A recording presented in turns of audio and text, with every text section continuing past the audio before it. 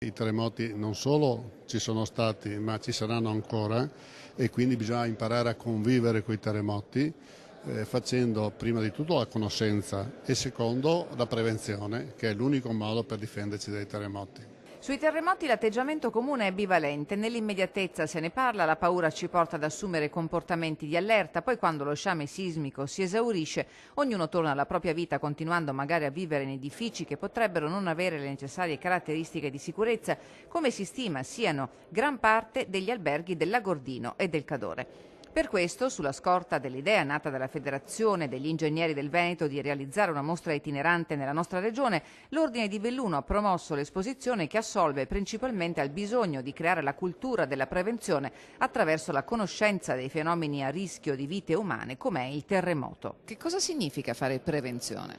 Significa fare quello che facciamo per la nostra salute, andiamo a fare un check-up dal medico e che ci dice come stiamo. Ecco, bisogna fare il check-up anche alle case che abitiamo. La quasi totalità dei comuni bellunesi è classificata a rischio sismico dal 1936, data del devastante terremoto che provocò danni ingentissimi alla città, oltre alla perdita di vite umane. L'evento del 36 accadde una cinquantina d'anni dopo il sisma del 1873, di cui la mostra ospitata alla Crepadona offre una documentazione illustrata di grande interesse. Non è l'unico terremoto, è l'unico terremoto di cui abbiamo una documentazione che abbiamo potuto pubblicare.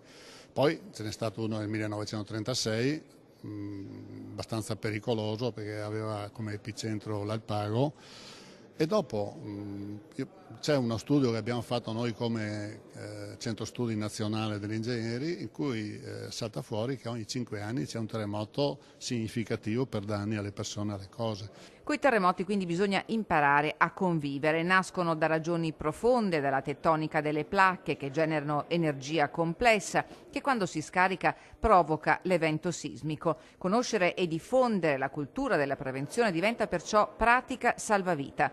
Alla realizzazione dell'iniziativa hanno collaborato l'Archivio Storico e l'Ufficio di Protezione Civile Comunali. La mostra si inaugura domani e proseguirà fino al 4 maggio nella sala Cubo di Botta della Crepadona di Belluno.